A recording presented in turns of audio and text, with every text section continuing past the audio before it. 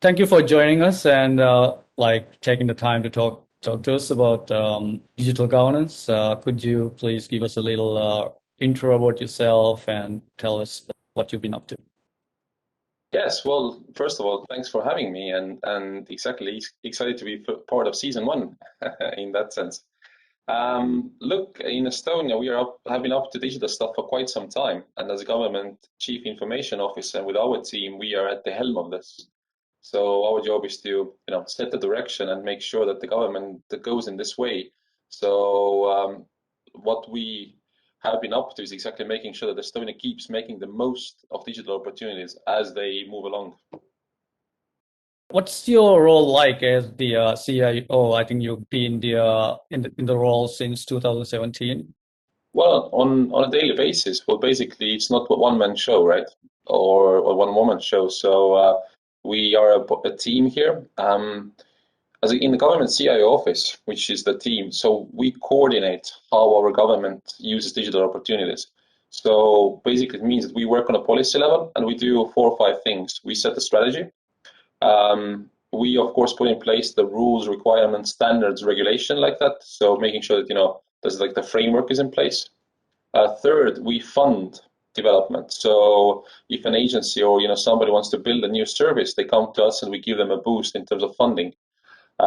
Fourth thing, what we do is that we also advise and consult, also all the way to technical architecture and business process design. So how to make your stuff better. And the fifth thing is we lead on experimentation. So we lead on new stuff. Like for example, we took 2 years ago artificial intelligence, and we started sort of bringing out those first projects with agencies involved. So it's like championing or leading the new movements, new initiatives like that. So that's what fills our days. I mean, if you ask very concretely, I think as with all the managers, it's a lot of meetings and talking and stuff like that every day. But in a way, that's what gets things going. So I always like to say that we are in the business of making the machinery of government run differently. Because the buzzword is digital transformation. It means that we change how we work as a government constantly. And so we have to then put in place the right levers and mechanisms to make sure that the government actually goes this way. That's our job in government CI office. When you mentioned digital transformation, like Estonia has been considered a digital nation for quite a while now. And what was the journey towards becoming a digital country, a digital first country? And what were the main challenges? What are the next steps that you envision having achieved so much? So what's next for you? Well, it's easy to talk about 20 plus years of work in a few minutes. So it's been quite a journey and a long one in that sense. But it doesn't have to be that long anymore today, and I will go back to that. Well, for us, we started going digital because we are so small. I mean, obviously, in Maldives, it's the same thing, or even harder a challenge. But in a country of 1.3 million people that we are, wanting to be a full government, we have to be very effective and efficient in how we do things. So that's what led us to experimentation with digital services in the first place back in the day. As these experiments worked, indeed, we were able to deliver better government, through that. Then it became a conscious strategy, an effort, and that's all the way to today.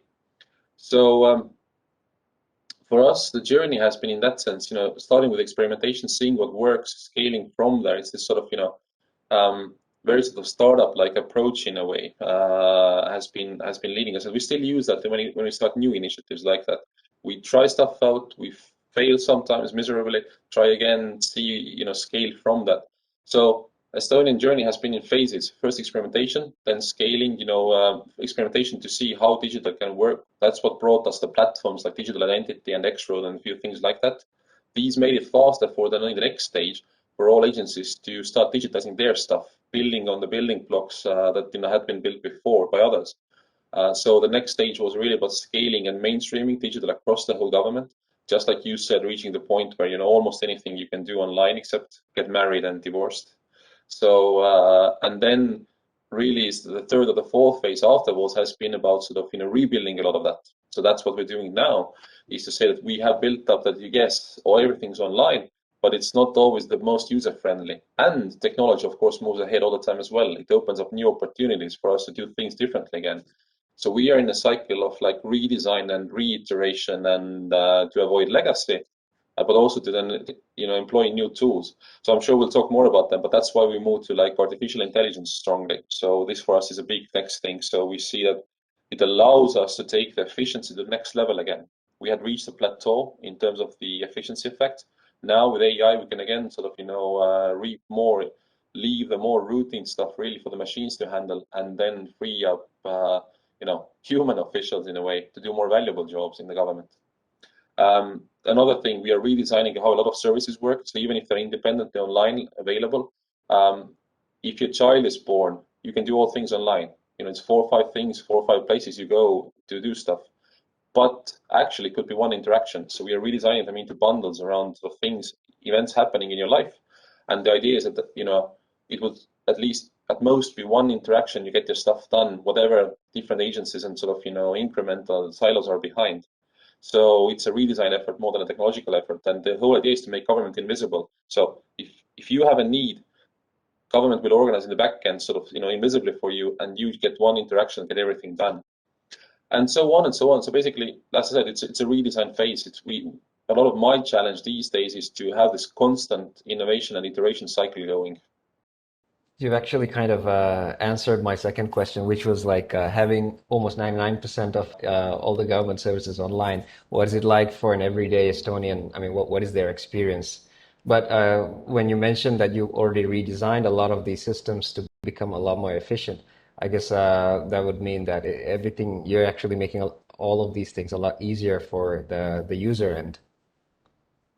Exactly. So for us, the learning curve and the challenge, you asked about challenges, was that we built up things very much like tech-driven ways in the past, but not always the most sort of centric or user-friendly like that. So that's been a very strong part of the redesign. It's one thing if stuff is available online, and by the way, I mean Estonians were even happy to use it, even if it was cumbersome, because it still made life better. You didn't have to go to an office, queue there, all that stuff. You save time and money, even if it was clumsy to use. But that's not okay. I mean, it has to be intuitive to use. And what we are very much after is in a way to say it's easy to put a process online just by copying the paper about the digital, but actually we can redesign the processes in a way that they happen invisibly, that perhaps we don't even need to involve the citizen.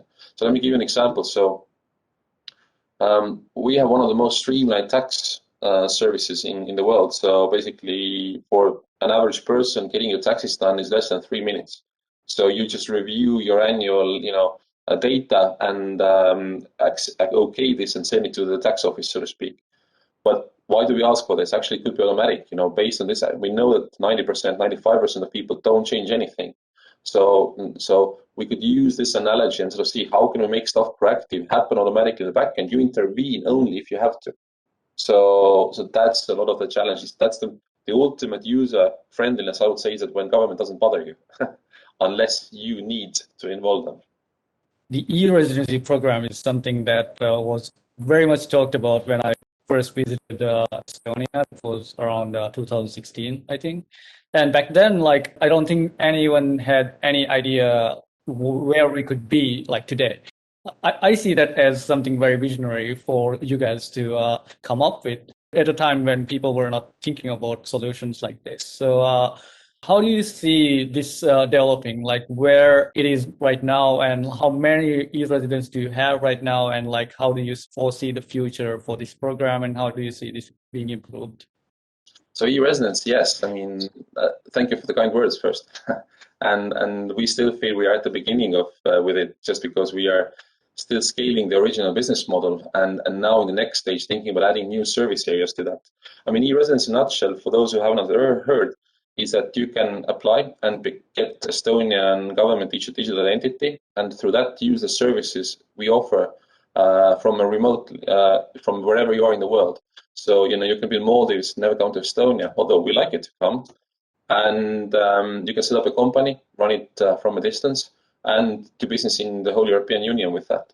So basically, we offer like a gateway to get stuff done in EU, or a nice, easy company entity that you can use if you roam around the world. For example, if you spend some time in Maldives, sometimes elsewhere, You still need somehow, if you offer your services, for example, you're a programmer, you're a designer, you do e-commerce, you still need a base somehow where to have your legal entity at to use for invoicing, for the contracting, all that stuff. So we offer you that jurisdiction and an access to that remotely, to yourself. You don't need any middleman on the ground, like a local accountant or local whatever. So you just run it for yourself from a distance. So we have opened up our company services basically for the wide world. That's what is E-Residency. And we are getting each week more e-residents than their babies born. So, in that sense, we are growing faster in the sort of digital space like that. The economic community keeps growing very fast. And what we're after is, first of all, we still want to scale it even more, add issuing points around the world. We just had a new announcement last week where we expanded to like a new phase beyond our embassies and consulates. So we're quite excited about that. Secondly, we're looking to, as I said, we're investigating new areas where we could provide services for e-residents. So is there something, they would like in health or whatever else like that, to sort of see, what other value, what other sort of services would be useful for you besides just running your company like that. But yeah, it's been a great ride, and we so appreciate all those who exactly have jumped at this opportunity. It's great to have so many friends around the world. Speaking of people moving there, like we noticed that the government introduced a digital nomad visa, I think about a year back. So how popular has the program been so far, and like what kind of applications are you getting, and how do you see a program like this in a place like, for example, Maldives? Like because we are known as this tourist destination where people just come here for vacation, but now with the remote working becoming normal and people starting to work more and more remotely, how do you see a program like that working in a place like Maldives, and how do you foresee new programs like this all around the world? Yeah, so the digital nomad visa is an attempt to attract basically more startups, more entrepreneurs, more founders to do business in our startup ecosystem, which has been booming anyway, but we are eager to grow it even more. So, we welcome you to come in for 6 months or more and basically just exactly try setting up a company here. If it gets traction, you can then, apply for residence or whatever else like that. It's basically a track for you to come try to build your stuff and launch it to the world. But our advantage there has been that we all have this very easy to do business environment. So it's easy to do business here. We don't have anything compared to Maldives in terms of weather and nature. So there you go. I think that can definitely work to your advantage. And if you can somehow, I think the trick exactly is to combine obviously great natural heritage and sort of surroundings and that you have. But it also needs this business environment. So exactly having a nice place just doesn't cut it or do the trick alone. So, I mean, there has to be, enough, it has to be really easy to start a company, run it, grow it. It has to be sort of talent available. So, I mean, these other factors come in as well, unfortunately. It has to be a package like that. So, but yes, no, look, I root for you in that sense. So, if something like a digital nomad or basically the very startup friendly framework is there in Maldives, hey, even I might come. You mentioned evolving your systems more towards AI. Can you tell us a little bit about what CRAT is and how it works? So CRAT is an acronym or basically a nickname we have used for all things AI in Estonia. It's somehow an attempt to make this great, new, but complicated to understand technology more comprehensible for people on the street even. So CRAT in Estonian mythology used to be a creature that worked really in your advantage, right? So basically it was doing deeds for you. But at the same time, if you misused it, it also could crack your neck. So that's the sort of analogy we have used for AI to say that, look, it's an awesome tool. It can be a very powerful tool, but we have to use it wisely and consciously. Otherwise, exactly, it can go out of hand. So that sort of was the analogy why we use it. But look, the other way, what to mention is that so with CRAT using that term, we have brought out an initiative where we sort of see that the world is going the way of virtual assistants. So it will be not the websites, the apps in our phone, whatever, that will be our gateway to the services. It will be the Series, the Google Assistants, the others in your fridge, car, boat, whatever, right? So these assistants will be the interface. So our idea is very simple. If that will happen, we have to make sure our whole government services are available through those assistants and also all government information. So we want to be early on this. So Great AI for us is a program to really first experiment in this direction. How can our government link up to the virtual assistants and make ourselves available through them? And then, then based on these experiments to see how to make it work, then scale it out. So we have this very clear plan. All our government stuff has to be available through assistants. That's the interface of the future. That's the way to make things most invisible and most easy to use from people's point of view. Because our most natural interaction is voice, right? Just like we're speaking here. So assistance would enable the most natural way of accessing information and the service. Taking AI to the next level, how do you envision an AI-powered government? Is it something that's close in the future in terms of ethical use and deployment? What do you think of it reaching a Terminator, Skynet kind of situation? Are we at any risk there? Well, the risk is always there, but that was our point with the great analogy. I mean, we had to be conscious not to sort of, how we use stuff, right? I mean, any tool can be used good or bad, even an axe, right? To chop wood or for something much worse, right? So my point being that, if we use the tools consciously, something like Terminator stuff is not the issue, right? But always the risk is always there, but that risk we can manage. That's my point. The other point is, AI is here. I mean, it's around us, and then that really what led us to doing stuff with it in a way. Just even with the current state of AI development, the machine learning abilities there. First, they move very fast, but even with them, if existing stuff, we can reap benefits. So, our phones, you and I, our phones can, understand our spoken text and turn it into, written text, right? But even all the way to last year, we still had people in our courts and parliament typing up proceedings, so minutes of the meeting, so to speak, right? Why? So we use machines and technology for that. So yes, we had a trick that we had to make the machines understand the Estonian language, but that's doable. So now, yeah, all the sort of transcriptions come automatically for us. So many examples around it. We have about 100 cases out there live in works and so forth throughout different parts of government. And it's been about getting this momentum going to see that, look, there are many things, both back end and front end, we can automate with AI even as it stands today. And so we should reap those efficiencies. And then the next level ultimately is the great AI thing that I spoke about. So if that's the optimization of how the government works, then the next thing is exactly taking the government interactions for people to the next level, and that's the virtual assistant stuff. But that's a bit longer. It needs still work, and like I said, we're experimenting with this only. AI stuff otherwise, that's live use. We've read about some of your collaborations with governments in Finland, Canada, and some places where they're also looking to replicate this digital system that you have over there. So, how far have these projects gone? Like, are these still ongoing? And how do you see a system like this working in a place like Maldives? Like, we are already decentralized. We are split into over 1,000 islands, and accessing information is quite challenging for us. So how do you see the challenges, and how do you see a system like what you have being implemented in a place like this? Can that be implemented, or does it have to be redesigned from scratch? Well, let me start by saying that there's a joke, but there is some truth to it. That why we started going digital in Estonia. Well, I said the efficiency version, but the other thing is that we have crap weather. So for a big part of the year. So if it's snow, blizzard outside, or even worse, like windy and muddy and stuff, so you don't want to go out. So, but how do you still get your stuff done? Well, now you can do it from the comfort of your home or office, right?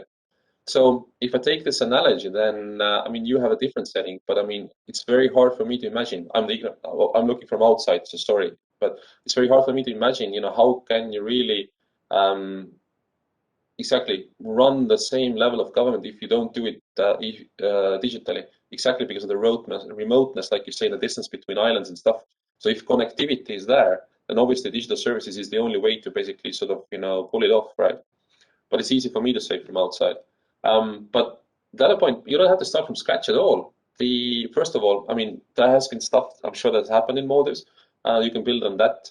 But secondly, there's also that, look, there's so much experience and solutions to go around from Estonia, from other countries.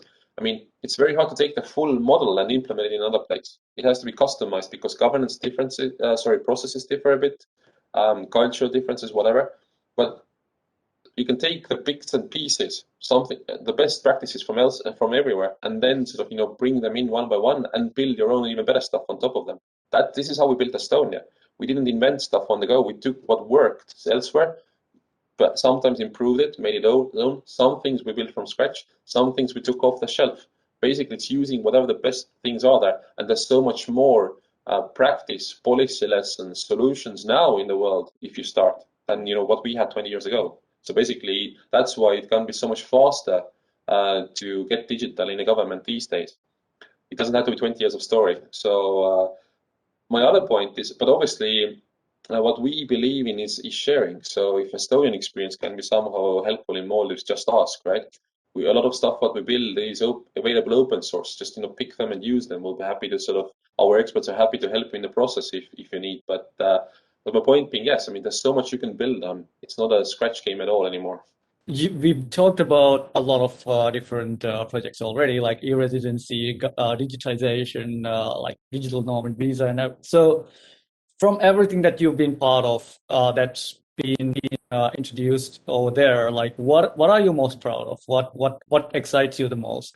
Well, two things. Well, going to the beginning of our conversation, then, as I said, a lot of our job is around oiling the machinery of government and rebuilding the machinery of government. I think, in my subjective view, I'm happy to say I think we've gotten the innovation and iteration cycle going again, and that's been quite a feat, from all our office. So using different mechanisms and policy levels for that. But if I had to bring up one initiative, then what I'm most excited about myself is the Correct AI thing, really the building out for the world of virtual assistants. This is I think, the most forward-looking program, and we are breaking some technological novel ground there as well. So that might really be the thing that leaves a legacy, I hope, at some point. So yeah, that Yeah. concludes all our questions, and thank you very much for taking the time to do this call with us. No, thanks so much, and good luck to you. And as said, if we can be of help from Estonia, always happy to talk and share. Thank you.